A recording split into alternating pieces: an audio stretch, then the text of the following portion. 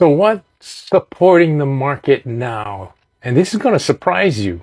I call it my three-legged stool that gives support to the market. And that's why this market today that we're dealing with is a little bit more resilient than markets of the past.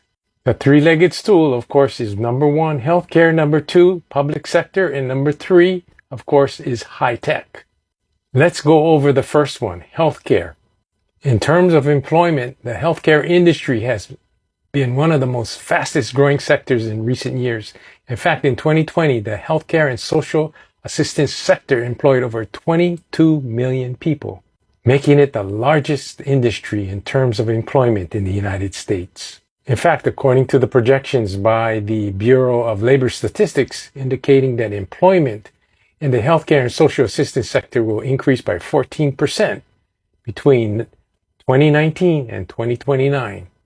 National health expenditures, believe it or not, exceeded $3.7 trillion, representing 17% of our GDP. That's larger than some countries' GDP. And projection estimates that by 2028, the national health spending will reach $6.2 trillion, or 19.4% of our GDP. They project hospital care and physician and clinical services will be the largest. And this is because we have a growing baby boom population retiring, and each retiree is going to spend about $300,000 in his retirement toward health care. Now, fortunately, there's private insurance and also Medicare to help cover those costs. But that wealth that the baby boomers have is being transferred to the healthcare industry. And as far as the public sector, the federal government employed about 2.1 federal workers, and state and local governments employed about 7.4 million workers. These are all firefighters, teachers, state police, etc., etc.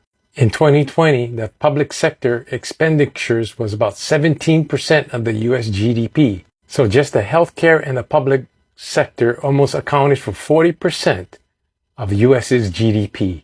And this sector always has 401ks. That's why I believe the market is insulated against downturns because of these two sectors.